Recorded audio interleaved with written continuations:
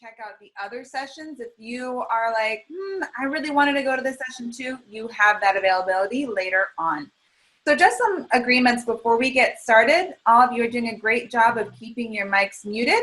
Ask any questions in the chat and we will try and get to them as quickly as possible. There are a couple of us leading this PD, so we will try and respond as quickly as possible. Please stay engaged, experience discomfort. That's where learning happens. Expect and accept a lack of closure. You won't learn everything you need to know at this session. I can guarantee that. We cannot answer all of those questions that you were asking, but we can try our best to give you some ideas.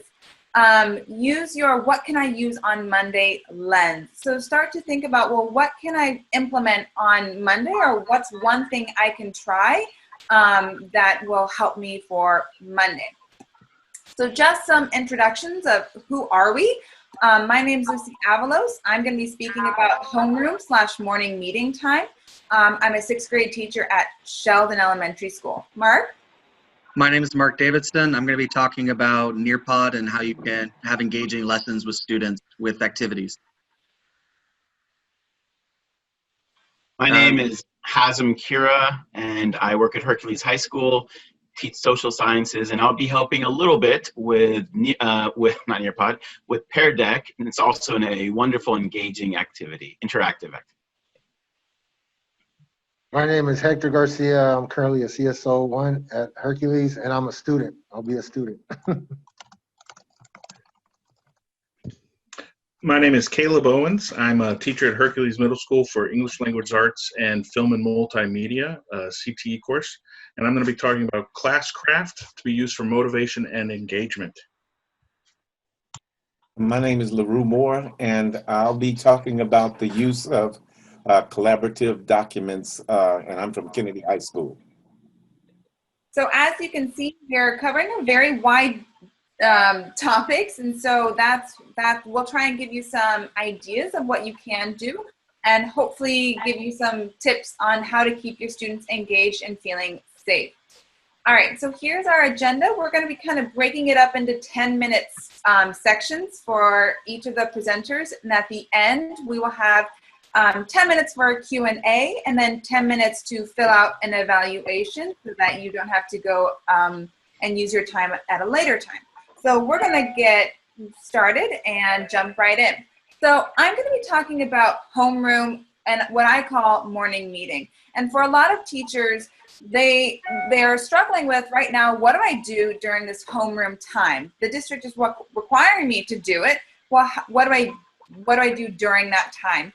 So I host a morning meeting, and basically it's a place where students establish and monitor expectations for how to treat one another. They exchange ideas, they share experiences, and they solve problems in a predictable structure and format. And so students love that predictability of it, and I will share how it goes in just a moment. Why is this helpful? It's a safe and comfortable learning environment that requires, students to have opportunities to connect with peers, take ownership of our school/classroom expectations, and solve the problems when conflict arise, because conflict eventually will arise. And I've modeled this after what's called Meetup from the Sanford Harmony program, if you are wondering where I got this structure from. So steps to my homeroom/my morning meeting. I have all my students come in, and with a welcome, usually it's something that they type into the chat, and that's the time that I take attendance. Then we do a quick mindfulness moment. Then we have share time, community check-in, and then a quick connection. This structure is what I keep with my kids through the entire every morning meeting, so that they have that predictability of what they expect to happen during morning meeting. So this is what kids will see when they log in during morning meeting. I ask them to, yes, I will be sharing the presentation link. You will get these slides. So I ask them to mute their mic and keep their video on, that it is an expectation to keep it on. In my class, I ask them if there is a reason it is off, that they privately message me. I ask them to make sure that they have their materials for class. And then the last thing, which I mentioned earlier, is type in the chat, if you could have any superpower, what would it be? And so kids can have a discussion in the chat about different superpowers or whatever. This question changes daily. So then I quickly go over our expectations. These are like our PBIS expectations of being safe, being respectful, being responsible before we get started with the meeting time. We have our mindfulness moment where I have a singing bowl where I ding it and they center themselves in today's learning, and they take deep breaths just to ground themselves in today's meeting. So share time. Every day during share time, 1 to 2 students will share something special, such as a personal experience, an achievement, or a special belonging. Now, I have the expectation that nobody can interrupt them and that they don't type in the chat while the person is talking. So I will disable the chat while the person is talking. Once the person is done and it's questions time, then they can call on 2 to 3 people who have follow-up questions. And that's when people can type positive comments in the chat. So I just build in the expectation with my students to only type positive things in the chat. So that's share time. And I coach them also to ask open-ended questions in order to keep the conversation going. So they will ask questions like, do you have a dog? Yes or no? Or is that your favorite restaurant? Yes or no? And I try and coach students to try and ask open-ended questions. So that they're still working on that. By no means have they got there. Next is community check-in. And I think this is a really important part of how to reflect on your classroom community or your school expectations if you're in high school. So I will ask for a high and a low. So a high might be that everyone was working together to play a community builder game, or everyone was showing positivity in the chat. So it could be anything that was a positive thing relating to your community classroom. A low might be that some people are not actively listening to each other during breakout rooms, or for example, a low today in my classroom was that they didn't feel comfortable when people turn their cameras off in breakout rooms because they wanted to see each other's faces. And so that's not me saying that they wanted their cameras on. That was other people in our classroom that said they wanted to see each other's faces. And so that's another way. I know some people were asking how to encourage students to turn their cameras on. Well, one way is through community check-in, where it's not just you sounding like a broken record of please turn your cameras on, please turn your cameras on, but it's their classmates saying, I wish that we could see each other more. And that encouraged some students to then, tilt their screens more towards their face so that their friends or their peers could see their faces. And then after 1 to 2 students have shared a high and a low, we discuss how that high and low relates to our classroom agreements. Now, our classroom agreements are things that we came up with at the beginning of the school year. I didn't just post these and say, here's what we agreed to. We came up with these. And we brainstorm them as a class. What do you want in order to feel comfortable, to feel safe in our classroom community? And we came up with these. I'm reading a question in the chat. That's a great question. So how might we exchange expectations in our classroom if we started the year with without most cameras on? It could be a classroom conversation, and that classroom conversation could happen during community check-in. So that could mean like, do we all feel more comfortable with it being off, or how do we feel with it being on? So you could open up that conversation. I will post this week's schedule so students know when they are supposed to be sharing or if they are leading community check-in. So it's not a surprise that on Tuesday when I call their name that they're expected to share something, a personal experience, a goal, or any other things. And then for community check-in, they also are heads up. I'm reading the chat. They've tried this, but parents have complained and want cameras off. At some point, there is only so much that we can do. And I understand without parental support, it can definitely be challenging. I I would just see if there's a way that you can communicate with your classroom about how you guys feel about it.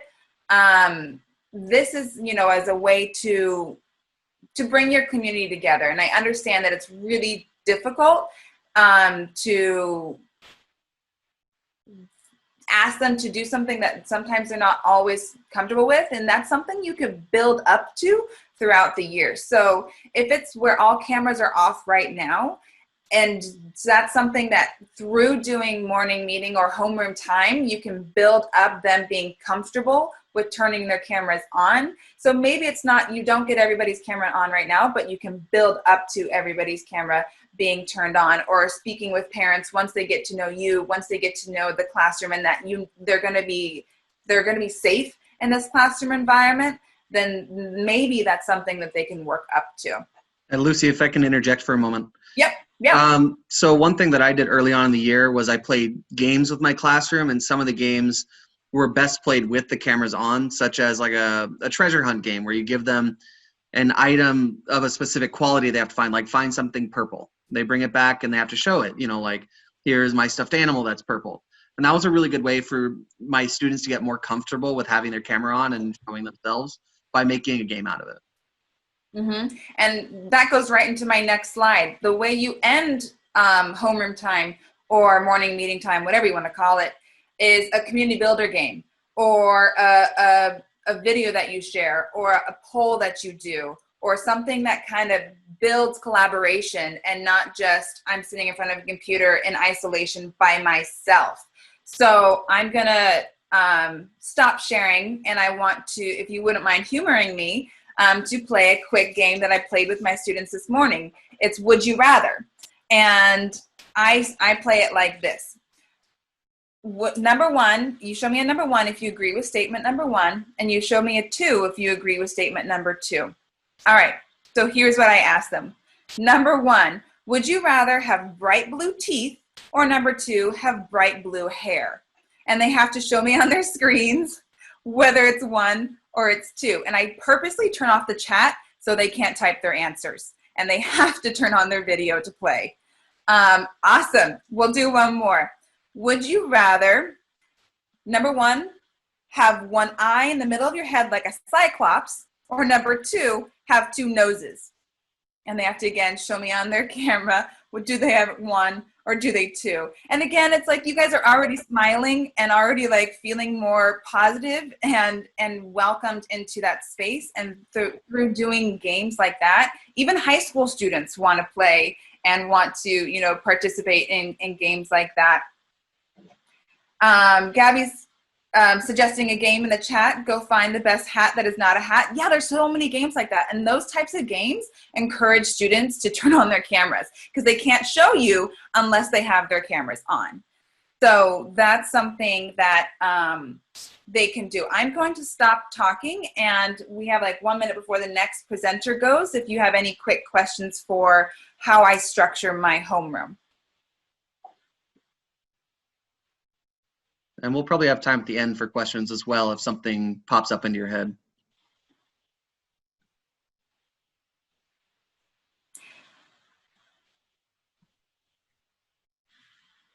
That's a great question. I will follow, Meryl, follow up if there is a district-wide place to share these games. I did put a link in my slides, which you will all get access to as well, that links you to a website that has like 20 Zoom games that you can play with students.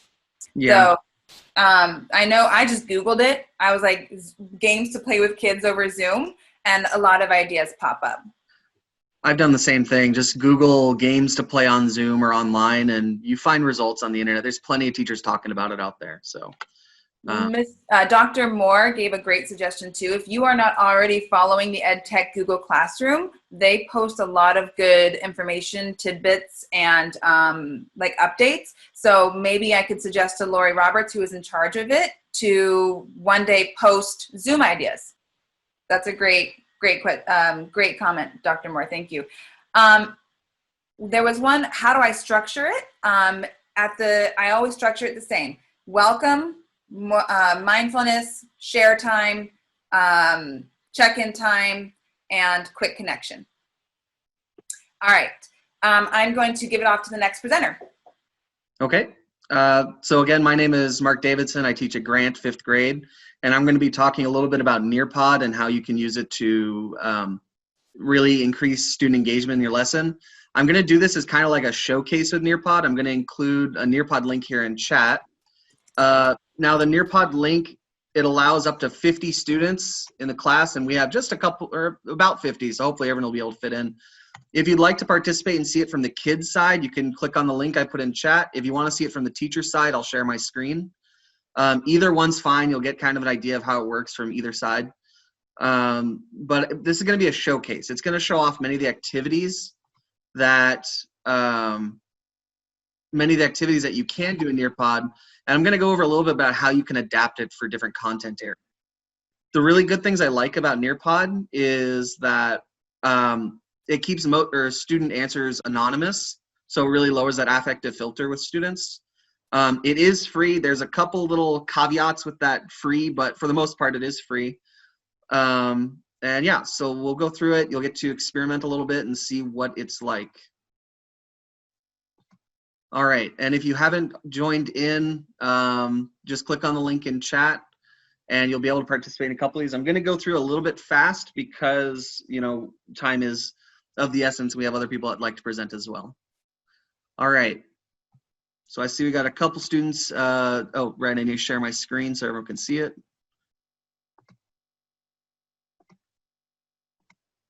All right, so on the teacher side, you should be able to see mine here in just a moment. It shows you a student list of who's participating. It does not, or when you join, it asks you to put in a name, and it lets you put in any name. So you can have some students put in inappropriate names. What I tell them, my class, I kind of lie to them a little bit. I say, yeah, you need to input your real name or it won't recognize you and let you in. So, you know, try to keep the names appropriate for the class. All right, let me close this out here so I can actually see my own screen.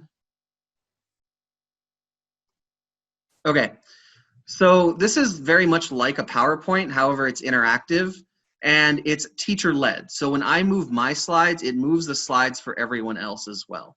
So this is just a splash screen, and I'm gonna move it on.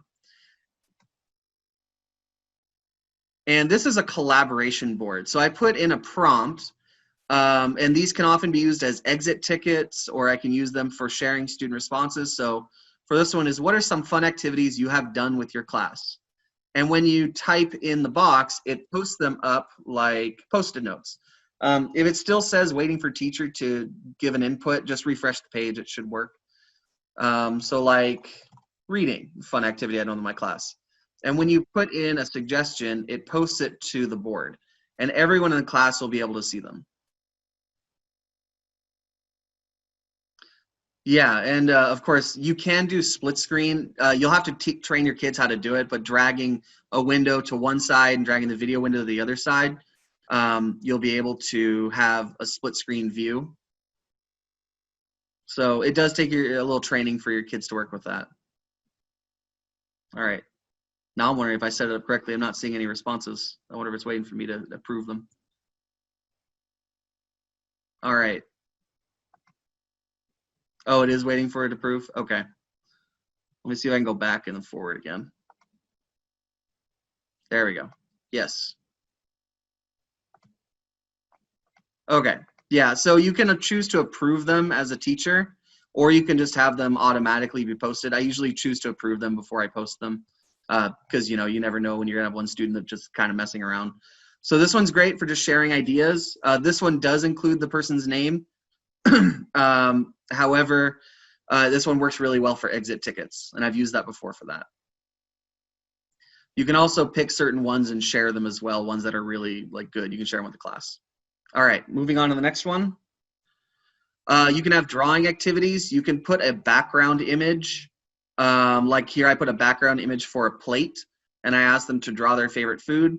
This can be done as a good community building activity. If you're doing an activity on like emotional wellness, you can have them draw like what would you, or how would you feel if someone did this to you. When students are drawing, it'll actually update here and show me what they're drawing so I can see any students that are kind of messing around or not working, and I can give them some encouragement. Like I can see someone here starting to draw pizza, and when they submit it, I can actually share it with the whole class as well. Usually I'll give them a time, a couple minutes to do it. But my students absolutely love this activity. They get really into these, and they get really, really detailed. So this has been one of my class's favorites for engagement. And I'll often run this alongside like a social studies lesson. Like if you're talking about a certain event, you can say, draw what you think this event would have looked like.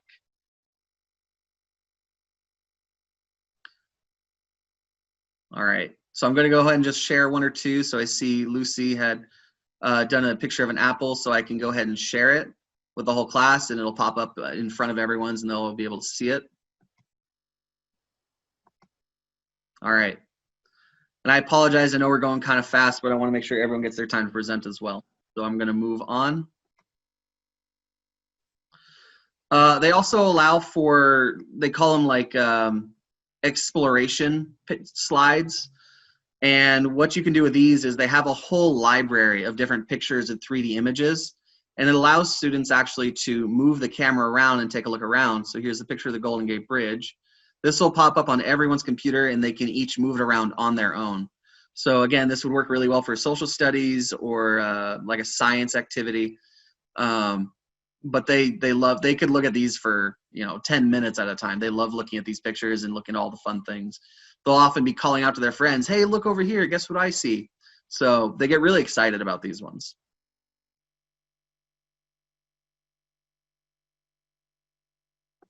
All right.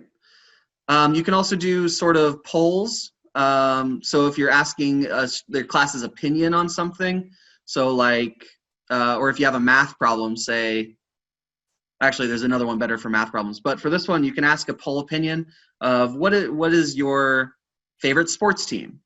And then it'll tally up all the results, and then you can share it with them at the end. It does allow a timer on this one. I think I said for just 30 seconds.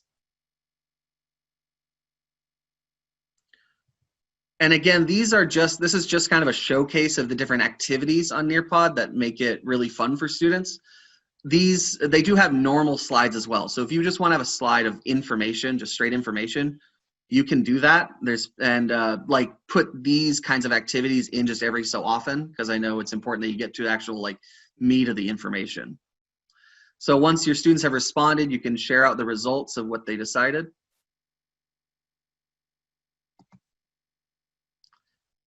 This activity is a fill in the blank activity. These ones I typically use for like ELD time. You get to type in your own passage and select which words you'd want to remove. And it tells you on the teacher's side the score of like what each student gets. So you can save results after the end of the session. So if I click on the top Nearpod here, you can click on reports or to end session. And if you want to save the data of what you got in Nearpod, you just click on reports and it'll share it with you. Mark, this is Mr. Kira. There's a few good questions here. A number of people are asking. This is for a Chrome extension. Should work with this, correct? A Chrome extension with Nearpod? Yes. I haven't looked into that too much, but there probably is one or two. Yeah, there is. Yeah, absolutely. And also they're asking about the cost. You already mentioned that it's mostly free except for the storage. Is that right? Yeah, so there's a couple caveats. So Nearpod is free. There are lessons that are already pre-made that do cost some money, and there's also plenty of lessons out there that are free. Now, when you have Nearpod, you have a lesson library, and your lesson library is like a storage space for any lessons you want to save. Things that and it has a specific data amount. That data amount only applies to the free lessons that you want to save. So any lessons you pay for do not count towards your data total. Any lessons that you make do not count for your data total. But any lessons that are just free out on Nearpod that you want to save to your library, those ones do. And you can cap it out. Going for their premium package is, it removes that data limit. The thing I would suggest is just when you're done with a free lesson, you get rid of it. Because you can always go back out into the library and find it, but it does take up your storage space. So yeah, paid lessons do not take up storage space. Lessons you make do not take up storage space. All right. So this is like the creme de la creme. This is my student's absolute favorite activity. This is a time to climb. It's very much like Kahoot. So it gives your students questions in a short time to answer, and then it's like a race to the top. So I'm going to turn off sound because it does have music that goes with it, but it can be a little annoying and distracting. So I just feel there's 3 questions. It scores you on how quickly you answer the question and if you got the question right. Of course, getting the question right is more important. So students that answer quickly and get the questions right will have higher score. And it'll only show off the top 3 places. So any student that are really struggling, it's not gonna like name and shame them. So when I click on play, it'll let the players select their characters. So I'm gonna give maybe like 15, 20 seconds to click a quick character. And then the activity the questions, you get to make them yourself and up to 4 like options of choices. So this is good for a comprehension check. Also just for fun. So this one is just for fun, just random trivia that should be challenging even for adults. So, all right, I'm gonna go ahead and play it. Oh, whoops, I'm sorry. I made a mistake. I hit the skip. All right, go ahead and click your characters again. I know I'm almost out of time here, so this will be the last one. Randomize, sound enable, disable. Okay, I apologize. Go ahead and click your characters. That's cool. All right, so it shows all the kids' characters here so they can all find their characters. That's really fun for them. And then I made the mistake of hitting the next arrow, which is next slide. You want to click start instead. So question 1 out of 3, in what year was the first ever Wimbledon championship held? And it'll give the students 4 options, one of which is right, or you can have multiple be right, however you want to set it up. And it'll show the kids moving up the mountainside, and the ones that are getting it right or faster are going to be a little higher up. Question 2, what does HTTP stand for?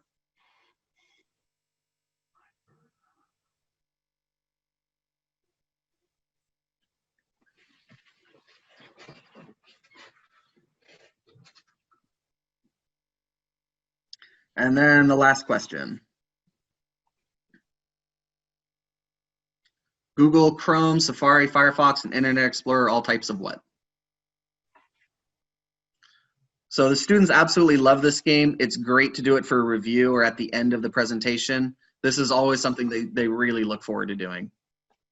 Just like playing Kahoot, if you've done that before.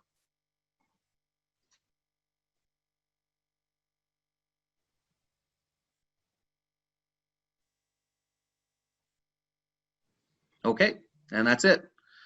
So it gives you just, I believe, first, second, third. The teacher side, I can see everyone, but on the student sides, I believe it only shows first, second, and third.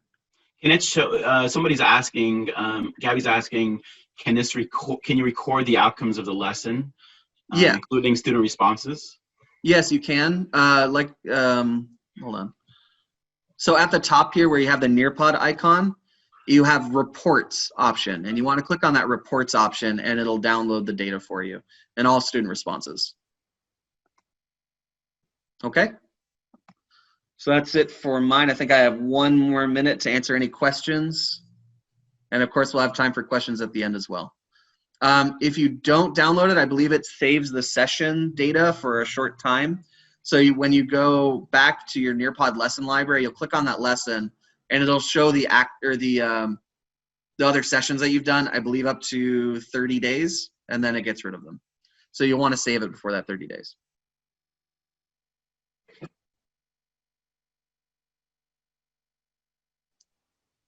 All right. So I think that's it. Who is next up in our? That would be me. All right. Thank you, guys. So I just, in the chat, I put the link. So while I talk to you, if you can just go, some of you guys already received the email and already are there, which is awesome. So go ahead just for now, go to joinpd.com. I know it's a long day, y'all. We're almost there. And this is a really good interactive, not especially, but if you have any PowerPoints or any type of slides, this is extremely useful. It's one of the best tools I recommend for interactive learning, and it's very much like Nearpod, but please go to joinpd.com and put in that code. I put it into the chat room, and it's also, hopefully you guys can see it on the screen. I don't see it. Oh, you did post it there. Okay. Oh, do you also see it on the screen? Joinpd.com. I'm going to try to make a hyperlink for them to click on. All right, thank you. All righty. So while we are waiting, so again, go to joinpd.com and put in that code QXLJRS. My name is Mr. Kira, and again, I'm at Hercules High School. I just started using this, and I'll be honest with you, all of us are kind of just learning and applying and see what works. I love Nearpod, and I also love this. It's very similar. It's called Pear Deck. And thank you, by the way, again, for Lucy, who introduced us to homeroom for high school teachers as well, because that structure is really important. We didn't get too much stuff from the district, so this that structure I think does work, and it seems to be very beneficial. So thank you, Lucy, for that. So this again, if you have any PowerPoints, let's say you spent a lot of time in econ, gov, math, whatever it is, you spent a lot of time creating PowerPoints. All you have to do is do very quick edits, and I'm talking about seconds, and make that PowerPoint, your Google Slides, eventually Google Slides, makes it a lot more interactive. And it's basically like Nearpod. And so while you are, and I want you to notice this, I'm going to close the code. You'll still be able to see it. So students who are coming in late, they know, they go to joinpd.com and they're going to see the code. So where's the code? Remember, it's QXL and so forth, and we can see it right here. The code is still here, QXLJRS, etc. It's still here. And as you can see, this is a really good for homeroom also, by the way, where you just like want to check in. We had a couple weeks ago, last week, a student of ours was in a really serious accident. And so a lot of my students who are seniors who know her were very traumatized by it. So I wanted to see, where are you at? So as you can see, a lot of you are in a pretty good place. Some of you guys are in the middle, but you can kind of get a sense where the students are. And so it's a great engagement. And mind you, you just walked in and you're already starting to do stuff, right? You're already beginning to get engaged, which is really a wonderful thing. So now I see, for example, that 37 students, you guys can see in the top right here, 37 students are in the roster out of 50, so it's okay. And we can see 30 people have actually responded to the slide. Each slide allows you to interact with students on a different level. Sometimes you want them to respond in a text, and sometimes you want them to draw. Sometimes you just want them to relax. So every time you can assess and kind of on the spot do it. So again, this is called Pear Deck. And I'm going to go ahead and switch slide. Oh, actually, let's go back to that. My apologies. Let's go back to that. Let's see here. And I apologize, I won't be able to see. One of the things you can do, and please give me, if somebody can tell me about 3 minutes a heads up, because we have a lot to do. We can lock our screens. And as a teacher, I can lock the screen and I can even show the responses. You guys as students can see where everybody else is. You can also lock it up and where they can't see. But at least, please let me know if I'm off. You guys should be able to see the responses of all the students and where they're at. So you have a sense, you can lock it for each new prompt. The next slide is another example. Let's see here. And please let me know if you need larger and so forth. The next slide here is what is the hardest thing about engaging a student with distance learning? You give me a wonderful response. I can actually see it while you are doing it. While the student is typing, I can see them correcting. So you can actually hopefully see what I'm posting right now. I'm gonna lock the screen. And again, just a wonderful interactive. And here, let's find a way to actually use it for your class. Come Monday, what's the first thing you're gonna do? So I quickly created it based on, I'll be happy to send you this link, and you can edit yourself. And by the way, this is a Google extension. So it's you can just straight into your Google Slides, you add that Google extension and you're ready to go, right? So here, I'm asking what math, you are a math teacher and you're like, I have a mathematical question. You put in the question on the spot, you can see how they are doing. You can see what the response is, right? You write the question. So here's a wonderful math question. I'm gonna go a little bit fast, you guys, because I want every department and every type of teacher to see what they can do come Monday, all right? And we have a quick question in chat, by the way. Please go ahead. Are you able to share lessons with other teachers or access other teachers' Pear Decks? Yes, and in fact, I was going to share with you guys. I did this last week with my teachers, and I gave them all editing capacity. But you can either have them view it or they can edit it also. And this is really good because then you can share, and you know, as a department, you can create something. Or math teachers throughout the district, you guys all have the same Pear Deck, and you can all edit it, right? And that's a beautiful thing. So here is another example of a math teacher, what they can do. Insert your prompt here, quick math question. And by the way, all of the ones I'm showing you right now were created by Pear Deck.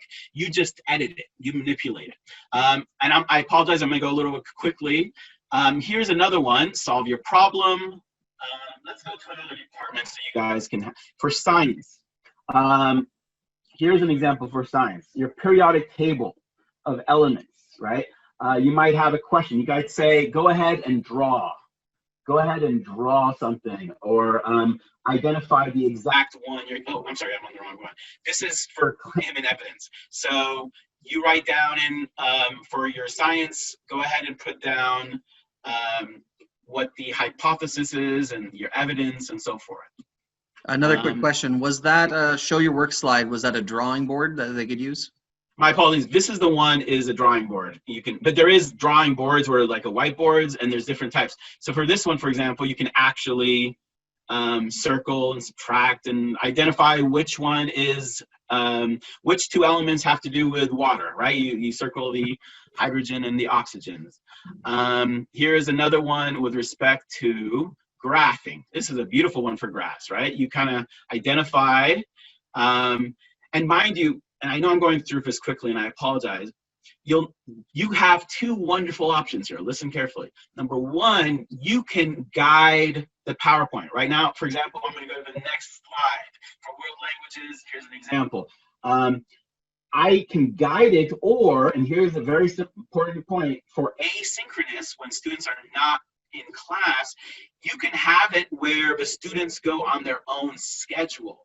They still engage, they still do everything. The only difference is it's not live. And then they upload it to Google Classroom or whatever it is, right? So here's another one. I just want to show a couple more based on departments, and please feel free to tell me when my time is up. Here's another one for PE. Social science, I love because this is my forte. Maybe you want to identify the timeline for something. Here you want to try and maybe have them answer the question, what are the main reasons for World War I, militarism, alliances, and so forth. And I'll tell you what, I'm just going to go quickly through these. Imagine for your classes what possible one come Monday, which one of these, and by the way, I'm going to send you this. You just have to edit it any which way you want for your students, all right? So I'm just going to go quickly through them. You tell me if you want me to stop, but this is just a way to... Yeah, so we got two questions in chat. Could you go over the different screens, like a student and dashboard? Do the teachers need to log on to a different device to see the dashboard? You don't need to, but ideally you should have two, like your phone to see the responses, but you don't need to. But maybe your phone you can use to see all the responses, and that way you can also hide it from your students, but you don't need to. It's more convenient that way. And also, I love this one, you can illustrate. Go ahead. Someone was asking, do you copy and paste these decks onto the Google slide, or do you just use the slide decks directly from Pear Deck? Okay, it's both. You can do either. And that's the wonderful thing about Pear Deck is it has templates already created. All the ones you're seeing right here, I didn't create any of them. All of these were created by, and you just copy and you just create your own. This is a wonder one for Word Bank. And again, I haven't done any of these. But you can also create your own. And that's the beautiful thing about Pear Deck. You can create your own in whichever way you want. Let me just try to get one last one. Oh, let's see. For example, I like this one personally because this could be like a good exit ticket. You can connect your life. What did you learn today? Write it down in 20 words, right? Or identify how you can use blah, blah, blah. How do stuff, what's something you learned today and how do you apply it to your own life? Or in 20 words, how do you tell somebody who wasn't here what you learned, right? So there's a lot of wonderful engaging activities. Here's the problem, you guys. Here's the problem. Now I'm going to tell you the problem with Pear Deck. Pear Deck, there is a free version and a premium version. The premium version you have to pay for, but here's the thing. I personally use Donor Choose, and my site is trying to also give everybody Pear Deck or Nearpod, because again, they're basically the same thing. So like for me, if I want to get on my own, it's like $120, right? I don't want to do that. So all I have to do is go to Donors Choose, and I can get it almost, they will almost certainly, at least for me, I just got a $1,500 computer, they will immediately basically give you that additional funds. But that also in your site, especially you being the tech coordinator, for our tech coordinators, can actually request it for the whole site. So for example, for Pear Deck, I asked how much would it cost from my site? And they said $2,900 because you only have 30 teachers or something, right? So I can request in Donors Choose for the whole site. Or I can just ask the principal to use the money available because this is something a lot of teachers want. So I've been talking a lot, and feel free to ask any questions, especially towards the end, and that's Pear Deck. Thank you. That's another question. Are there any that are not premium feature options that you can use with Pear Deck? A lot of these are, frankly, and by the way, again, the good thing about Pear Deck is it has a lot of templates, but you get a lot just for the free version. But the premium version does allow you to, for example, do asynchronous, if I remember correctly, and please correct me if anybody knows, asynchronous as well. So, and again, it's very, there is a lot of resources out there to try to get it for you. But at least you can try it for 60 days and then maybe Nearpod for another whatever until you decide which one works for you best. But Nearpod and Pear Deck are basically the same thing. So if your site is able to get one or the other, definitely. And by the way, the good thing about Nearpod is, as he was letting us know, is that it is relatively free, most of the functions, except the storage. So Nearpod also seems to be something that is very viable, even without having to pay for much. Yeah, and the lessons on Nearpod are actually very quick to create. That lesson that I shared with you that kind of just showcased took me about maybe 10 minutes to create, so it didn't take long at all. Also, do you have any activities or one that you can share with the group that they can use on Monday for Pear Deck? I promise you. So first of all, you guys, I'm going to give you in 30 seconds what you have to do. You go to Google Slides, all right? You're going to create a new Google Slides and add the Pear Deck extension. It'll take 30 seconds. You can use this right here and just change the wording to say, write down in 3 sentences, what did you learn last week from my class? Boom, just as a warm up, right? So there's a lot of stuff that you can already do. Or you just take a template they already created, like 5-minute meditation ones. They have some what's called SELs, social emotional learning, that's already created for you. So you can kind of pick, for example, the first slide you had today, where how are you feeling? That was straight from them. Right? So it takes 30 seconds and you can just frankly copy and paste and use the first slide I used to see how they're doing and then ask them one quick question. So I say, it's ready to go already. I'll send you this link and you're welcome to just copy and paste it as a Google Slides. All right, excellent. And I have also, on the slide when we share that out at the end, I've also included a lesson that's all ready to go on anti-bullying that you can use on Monday. It's all set up, so it's very easy to access. That one was really good. My class really got into it. There's a question, can you use the Pear Deck on Chromebooks? Can the students make their own? They should be able to use their own, but the only thing is to create your own, you have like a free trial and there's only the free version versus so they can do stuff. That's a very interesting one actually, especially for like group projects. I think that's a really great idea. Yeah. Okay. So I think we're ready to move on to the next one. That was. Oh, yeah, let me stop sharing. Thank you. All right, I guess we're talking about Classcraft next, correct? Hello. We are going to go over Classcraft. I'm going to show you a few slides just to kind of generally introduce Classcraft, and then I'll show you a page of Classcraft. Let me see. I'm trying to find my share. Oh, here we go.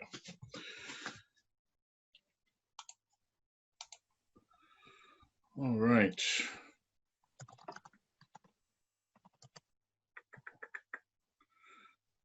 This is set up so completely different than Google Meet. Here we go. So in the slides, is everybody seeing the slide that I have being presented? See it just fine. Okay, excellent. Thank you very much. So Classcraft reimagines the learning experience as a collaborative experience. It's kind of a fun, it's a game that can be used during class, but it also has access for students, even when they're outside of class, to have activities. I'm going to leave the video here for you to watch later on in your own time if you'd like. And I'm always available if you want to contact me for any walkthroughs or anything for setting up a classroom. But this just has some fun images of kids and teachers using it. It's not instructional specifically. The main point of Classcraft is that you can use it to motivate and engage students. It's similar to a role-playing game. If anybody's ever played anything like that, either a tabletop role-playing game or a video game RPG, students start off as level 1 characters, either a mage, a healer, or a guardian. And then for completing positive activities in class, which are you're able to edit, you can start with the ones that they have already set up for you, or you can write your own. They get experience points from doing these positive activities, and you can also align your Google Classroom with Classcraft, and whenever they complete an assignment on Google Classroom, they'll get experience points for their character on Classcraft. As they level up, they begin to get powers. The powers, again, you can edit. They give you a whole list of powers to start with, but you can go through and change them all. Virtually, the powers are more just for the kids to use on their own when we're in class, because I've been using this for about 4 years. The powers are very helpful, I guess, for motivation, because it could be, I set powers at all sorts of different things, where a power might be where a student's allowed to listen to their headphones for 5 minutes while they're doing their work and they're listening to music, or I might let students, there was a power to let a student eat food for 2 minutes in class so they could have a quick snack or something like that. And there's a whole row of different types of powers to choose from. There's also a toolkit involved, which includes a volume meter. You can set how loud you would like the class to stay below, and it's interactive, so the meter will literally be moving while the class is doing their own work and talking and in their small groups or in breakout rooms. You can also use a random, instead of the popsicle sticks, there's a random student selector on here as well that makes it easy. And then when students finish their reading, you can give them experience points for reading, things like that. There are also personalized learning quests. So as part of the Classcraft, there's a huge world map. It is, of course, a fantasy world. And there are thousands of quests online that teachers from across the country have been writing and posting. If you get into the quest section, which I can briefly show you, and you put in book journals, you'll find a couple hundred quests that different teachers have written on book journals. And it just moves students from one step to the next, where there's a little story you can write if you'd like to get creative. You assign a task specific to it. And again, this can all be aligned with Google Classroom. So an assignment is posted on Google Classroom at the same time that the assignment is being given in the quest, or vice versa. 10 reasons. Just to go over this, it drives student engagement. It improves classroom management. For me, that was a big one. For when I originally started using it, I found that I was writing a lot of referrals about 4 years ago, and I wanted to move away from that entire system unless it was an emergency type thing. And the classroom management made it easy on Classcraft. Just as I noted that if students had positive behavior, they can get experience points, which can move them up into higher levels. If there were assignments turned in late or negative behavior, like catching a student chewing gum when they hadn't used their power to do so, I could take health points off of the character. And once health points have been taken off of a character enough, then they would fall in battle, and then they're given a sentence to do, which again is something you can edit. So a list of sentences could include something like standing up and reading a poem to the classroom or something along those lines. So we have a quick question here. So would you recommend Classcraft as just like for a one-off lesson, or is this an ongoing thing for like class management? No, it's an ongoing thing. I set this up at the beginning of the class school year with Google Classroom, which it's still not too late to do if somebody wanted to jump in. And then this is something ongoing. The kids can create their own character, and even if you don't have assignments connected to Google Classroom, it's fun they can do all sorts of activities on it if they'd like. There's tons of things to do for free. If you go for the premium, which is I think like $100 a year, then you get all the bells and whistles on top of that, which includes things like pets, like the students can use gold pieces to buy different pets, and then they're feeding and training their pet. So it gets pretty involved, but none of that is things that you control, or that you're not responsible for managing any of that. It's just the students doing all that on their own with their own characters and in their own teams. Let's see, improving classroom culture, make class even more fun, save time on classroom management, get meaningful data, all of the things that you're giving them experience points for, which again, you can have set parameters on what those experience points are being given for. That's all exportable. You can take out all that data. You can also connect parents with keeping parents engaged. Parents can be entered into their students' account so they can get updates on behavior and what their students are doing. Personalized learning and benefit from the class tools. And let me get out of here. And let me show you here. This is a tester page, so none of these students are over here are real students. Again, this is what your teacher page would look like. You got players. Players are broken up into teams. And you've got your whole classroom management here as well. Over on the left would be class tools. We've got a Wheel of Destiny, which is our random picker. We've got random events, which is a fun way to start the day every day. For instance, a pirate's life for ye. So one random team has to talk with a pirate's accent for the day or during class that day, and they get 150 experience points. And again, these are things you can edit. So if you're tired of hearing people talk like a pirate, then you can go ahead and delete that event of the day and add some of them get pretty funny. And I always ask students to actually, I turn this into an assignment where I have students come up with their own ideas and write paragraphs on what their ideas are and things. And some of them are pretty fun. I think my favorite was a student said you had to say meow after each sentence for 5 minutes or something, but that gets pretty entertaining. Let's see, volume meter, which I mentioned before. You can set how much experience points you want to give them. You can set how loud, which is kind of you just ask the students to start making some noise. Of course, you need to allow your microphone, which I'm not going to do now. And then it would be a start, and this meter would be running back and forth based on how noisy the class is.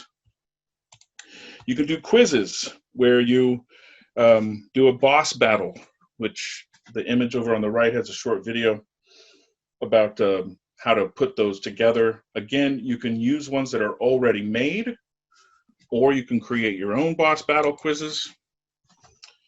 You've got Shrine of the Ancients, which this one I kind of like. it's a new from last year. It's a new feature. Students can write positive comments to each other. They can write thank you notes to each other. They can say, hey, great job during class when you did this. All of the kudos go through a management page for the teacher to approve. So there's no specific risk of students talking trash to each other through the kudos or anything like that. You review each of these, and it's very quick to review. It's just a big long list. You can just say approve, approve, approve, approve when you're reading through them. So that's a nice new feature. We've got a timer. You can set a timer if you'd like. You've got a stopwatch similar to that, and the grade converter. So if you don't actually set specific assignments tied to Classcraft on Google Classroom, but later on you would like to give them experience and gold and things like that for an assignment. Again, if the class is already tied to Classroom, then it'll have a list of the assignments that were given, and you could go ahead and, after the fact, award students experience and gold for getting that assignment turned in on time, or even late. You can have them, you can go big and take health points off if they turned it in late. So the options here are pretty long-term. Here is the quest map. Each of these small worlds has, or little areas, has territories on it that you can assign and do quests on. Let me take a look at an example of a quest here. You'd start off in the home. It gives you the list of each step in the quest. And when you get there, you have your overview, a story for that step in the quest. You give them a task, and then you have settings for your quest as well. And again, those are easily, you can edit them, and there's thousands of them online. Especially the quest thing has been around for, I think, three years or so. So there's lots of options. Last thing to mention here is the comment board. Students can talk to you directly through here, or you can make loud class announcements so that every single student gets it. And then parents can also contact you. And if I had parents signed up here, their names would also appear. So in some ways, this is kind of like Remind, except there's no character limit. But it is nice and easy back and forth between you and a student, or you and a parent, or classroom announcements for everybody. All right. And with that, I'll leave it open to if there are any other further questions.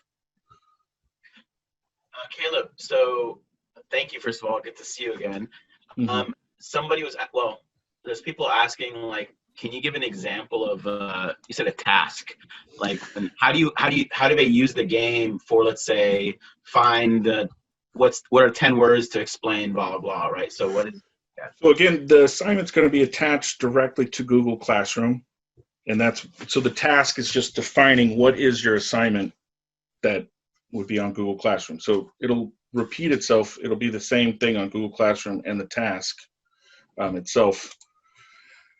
And then what does it do in the game? Let's say you give it on Google Classroom. There's no live action on the game. So it's all just RPG and imagination. There's no actual movement of the characters or anything like that. It's just the characters' level will go up. They get experience points. They get gold pieces as well. And with that, as they gain levels, they can buy more powers, which enables them to do more activities. And they can, the powers range from anything from healing a team member to, being able to listen to your headphones for 5 minutes to all sorts of things. In my classroom, I had a spot that was set aside with some bean bags and comfy chairs, and that was like one of the powers is you could take you and your team over to go hang out in this rest area for 10 minutes and do your work over there. So there's a lot of things like that. I wanted to show this under the settings. I mentioned how things you could edit. So here's a list of positive behaviors: completing online activities, being positive and hardworking, and all of these you can edit. Negative behaviors: being rude to a classmate, not communicating with the teacher during the day. And these are all the ones that are part of the Classcraft model. I didn't write any of these specifically. For powers, They're broken into what you are, whether you're a mage, a guardian, or a healer. And so some examples: leap of faith, elemental affinity. The mage gets another hour to turn in an assignment. Elemental dash, which if you notice is a higher level. It'll take them a while before they can get to this level. It lets them skip part of a homework assignment. Again, these are things you can edit if you're like, heck no, I'm not letting them do that. Caleb, I'm sorry to interrupt you. I want to make sure Dr. Moore has time to give his presentation as well. Okay. So we can circle back to questions at the end. But Dr. Moore, if you want to give your presentation quickly. Great. Okay, I'll be as quick as possible. It's going to be very short. This will stop the other person sharing. You want to stop your sharing before I take? I'm trying. There we go. All right, so first of all, we want to talk about safety, folks. One of the main things in the beginning of the year are using restorative practices in my classes. Make sure that if there's a problem, if there's an issue, we go to the breakout room and we solve it, or have whole group discussions and things like that. The next thing is, from the very beginning, setting the ground rules of how we're going to act and how we're going to behave, and letting the kids be kids, but then again, smiling and saying, okay, now we know that's not going to work anymore. And also, I have a persona. I'm grandpa, okay? You do what old folks say do and ask for what you want. And that's how it works, okay? And then the second thing is we have votes. We vote for things like, well, do you want me to give a cutoff date on all your assignments, or do you guys want to vote and have me let you guys turn in assignments later? It begins the interactive thing from the very beginning. And likewise, we can elect things like class presidents, class vice presidents or something, so that if somebody needs a breakout room, you can put them in a breakout room and say, class president, go out in there and talk to them and come back and let me know, are we going to all do an essay about this behavior, or will there be some kind of apology? Pause for effect. So students will usually respond very quickly. All right, so now I usually to keep the engagement going, I don't just give one assignment in the section. I teach every day that we have time, and I teach on Zoom. So they get at least 3 different activities to do. They have to type for me, they have to do no red ink for me, they have my lesson to go through, and then they have work time. So there's lots of stuff to do. Do they all get it done? Of course not. We have people like Karen down there who's not paying attention right now. That's all right, folks. Everybody doesn't have to pay attention. Some of you are just going to have to turn in this assignment a little bit later on. Now, before I go ahead and share my screen, can I get a thumbs up from people? Thumbs up if you're ready for me to share your screen. There are reactions down here that you can also use. Give me a thumbs up. I got some thumbs up going. Come on, open up your screen. Give me a thumbs up. Give me a sideways. Here we go. Looks like we have people paying attention. So I'm going to go ahead and share my screen right now. Thank you so much. In this particular activity, folks, we have to deal with what our rules are, how we're going to act in our class. And so one of my biggest rules is, what is respect? I need to know from you, what is respect? What do you feel like respect is to you, so that we can implement this rule? And here in this assignment, I just put a shared Google Doc. Very simple, very easy to do. A shared Google Doc. And in that shared Google Doc, I say, go ahead and pick a number and go ahead and type in your thing. Put in a picture if you want, put in whatever you want. And then after that, we share this back and talk about respect. This is a very low-tech, very easy thing to do. It allows you to have interaction. You can put kids' names in and say, Johnny, you're not typing. Where's your answer? You know, and, oh, my bad, you know, and they'll come back in. My feeling is lots of work, low-tech, and varied assignments. That keeps them going and going and going. And plus the fact that they get to turn it in again if they didn't do it. Now, of course, that leaves me with having to grade a lot of things. So what? I like to scaffold. I don't want to just have a test that knocks them out of the park. I'm fortunate because I have an IT academy, and our students are used to it, but they have so many different apps from me. I've tried Peer Deck, I've tried Edpuzzle, all those wonderful things. They're nice. This gets me low tech, right to the point, back into my Google Classroom, and I'm done for the day. And as quickly as possible, we roll them through there and say, okay, now it's time for work time, folks. Turn this assignment for me right now. I'm gonna be grading, I'm gonna be pulling people out into my breakout room and talking to those who need some extra assistance. I actually use a personal contact to keep engagement. And they all know that I'll call your mama right now. Don't play with me. It's very simple. Y'all go to work, I'm calling the students' parents. And parents are like, what? Yeah, your child's doing this right now. Okay, they all know that. And some people will say, no, he won't do that. He did it to me.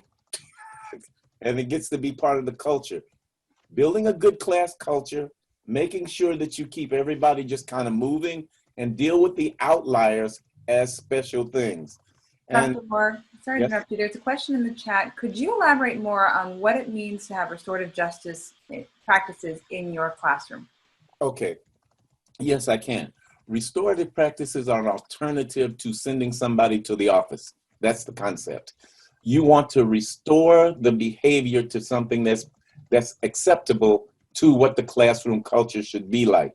So it has several steps. One is group circles where we talk to people about behaviors and thoughts. This is an example of a group activity where everybody was writing in what is respect and we share it back out. Another one is the hallway agreement, where if a student is acting kind of crazy, cussing and going on in my class, that's good. I put everybody else to work and make it in a breakout room. Say, now, grandson, now you know that's not gonna work in my class. My bad, okay, let's talk about code switching. And I give them some extra work so that they can learn how not to do that. And then the further level is always talking to the parent.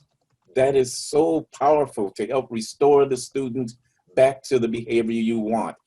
I haven't written a referral in 4 years. Absolutely, I don't send nobody to the office because they have a one-page double-spaced essay to write for me if they do have a problem. And it's part of our class rules, so they can inform me of what I did wrong to make them act like that. And that's restoring them, bringing them back into the fold. And if I make a mistake, I did something wrong, I will apologize immediately to the entire class. I made a mistake and I put up a whole assignment saying, I'm sorry, I apologize. I got more responses from that assignment right then than I'd have gotten from any of them. It's all right, Dr. Moore, everybody makes mistakes, la-di-da-di-da. It's the relationship that you build with the students that keeps them engaged. I'm gonna stop right there. If anyone has any more questions, or we can ask questions from the other team members. Dr. Moore, if you wouldn't mind, I can elaborate on how restorative justice can be woven into morning meeting / homeroom, because that's the perfect time when you're doing your community check-in. So if you do the structure that I talked about earlier, if you're doing community check-in, that's the perfect time to talk about highs that you've noticed in the classroom, but lows, things that have been bothering you or issues that come up in your classroom. Now, I always say to my students, we're not naming names, but we're gonna talk about how, you know, this made us feel and things that come up. So restorative justice also means, you know, not just shaming the kid, but using the community as a problem-solving springboard and platform. And again, it includes everybody in the discussion. Again, you're not naming names, you're not like calling people out during this time, but you're again having a productive discussion on how we can build community and restore the harm that's been done. And that's really important. It's the building of the class culture. I don't even use the word harm usually. I just use, now would you do that with your priest or with your mother or your father? Can you get away with that? And I'm grandpa, so no, you can't do that with me. And people laugh, and humor goes 1,000 miles. Humor goes very, very far. You can do things very simple, like even just changing your background when you're feeling a certain feeling from the students. And they get to know that, uh-oh, wait a minute, he's got fire coming from his ears. Something's about to happen. And so just using all the tools that are right there available for you so that students feel part of it and feel necessary. And if I got fire coming from my ears, y'all done took me there. I'd suggest strongly that y'all decide to do something different. And that little laughing people are like, what's going on? What's going on? And I might take them to a sheet that they can type in their feelings. If you don't have the class culture, they can overwrite each other in a shared sheet. But you deal with that with the other students and they say, man, somebody overrode me. I'm not bad. And they move on. Thank you. I just wanted to keep it short and simple. I knew we had these large things. I just wanted to give you one tool that you can use right now. Share that document and everybody type into it. I'm feeling better now. All right, so I guess that's the end of our presenters, correct? So we can probably share out the Google Slides and then answer any other questions that pop up. So we did include at the end of the slide some important resources. So if you're looking for resources, yeah, they're down at the end of them. And also otherwise, oh, go ahead. the evaluation, the PD evaluation that is required of you to do is at the end, the very last slide. So if you click on the very last slide, there is a PD evaluation that will take you to a Google form that you can fill out. Hopefully, if I did it right. It is there, and they really do want us all to fill out the evaluation. Are you okay with us sharing the slides with people at our site? Yes.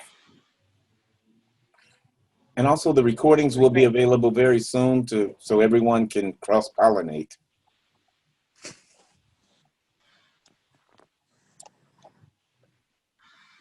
Did anyone have any other questions for any of the panelists? Or need us to go over anything or show teacher views of any of the websites that we talked about?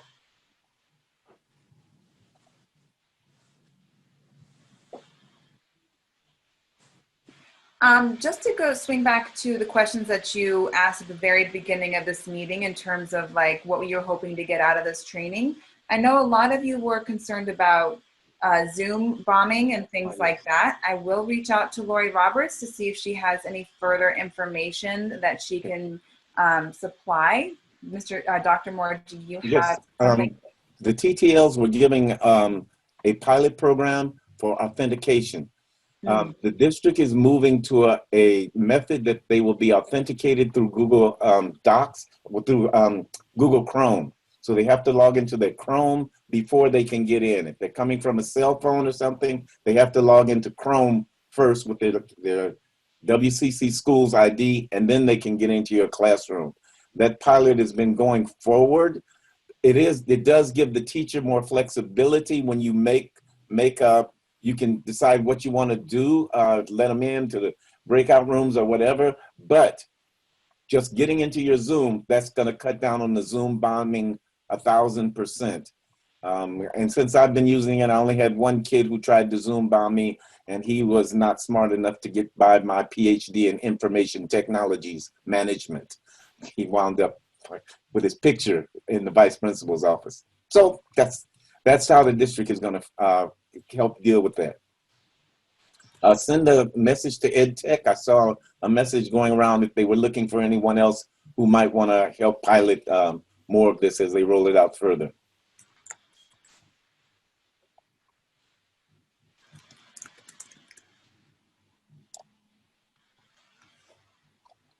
I agree. Common Sense Media is a great resource for how to build class culture and how to get digital citizenship going. That's a very, very good thing that you can use. There are a lot of websites that help out. Things like Typing Web, typing.com are really valuable for me because all of my students are getting credit for typing. And then I can sit there and say, okay, everybody go to typing now. And I can literally see the dashboard, who's typing and who's not. Those kind of things help with engagement because you can say, hey, Johnny, are you gonna type for me today? Oh, my bad, I'm going there. I'll be glad when you get there. How about if I fed you dinner like that?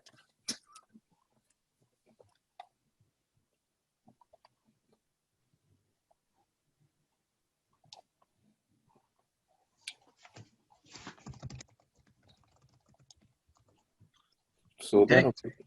Yeah, I think that's about the end of it then. I guess we Okay. can hang out for a couple more minutes if anyone has questions, but otherwise, Lucy, I think we're all good, right? Okay. Thank you very much, everyone, for coming. We appreciate you choosing our session. We hope you learned some things out of it. All the resources should be in the slides, so if you look there, you should be able to find them. Don't forget to finish the evaluation if you haven't already. I've put it in chat. I'll put it again just in case you need it. But otherwise, thank you very much. Thank you, folks, for being here. We appreciate you. Thank you. Thumbs up if you had a good time. Thumbs up. Give me a thumbs up. Great. Excellent. Excellent. I really like it. Oh, there's those yellow ones. I like that. Yo, hey, Greg. Thank you for joining us. Great. Thank you. Have a good day.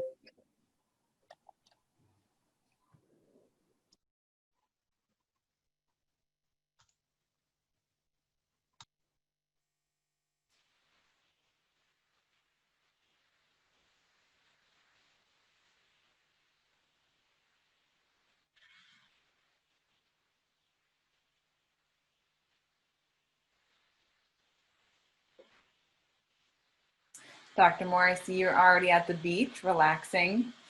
Wish we could be there. I've noticed you swapped around your backgrounds quite a lot. You're having fun with those. It's part of my process to make sure that the kids are pulled into the new thing that's happening. There If you I'm go. switching around, they're like, oh, what's going on next? Yeah, I don't know. I've never tried those. I'll have to look into it. I noticed it's interactive, Dr. Moore, rather than a purely static. Well, I went out and just before school started, I had to go to the beach to get me some beach time. And I went in, took my camera, and I just Oh, recorded. so this is your own video. That's very interesting. Oh, yeah. So it's on a loop? Yeah, when you put them into Zoom, it automatically does that. Very nice. So that's helpful. Sometimes I can use the students also. If I take a video of them or they send me a video, they can make up something. We had one assignment, they had to teach somebody something. And one kid was teaching his chickens to go to the cup and eat. It's a hilarious video. Another kid getting taught how to tie his shoes by his big brother. That was heartwarming. Oh. All right, I'm going to go ahead and end the recording now, and then I have to submit that recording, right? Yes. Yeah. Okay. We're being recorded? Thank you, everybody.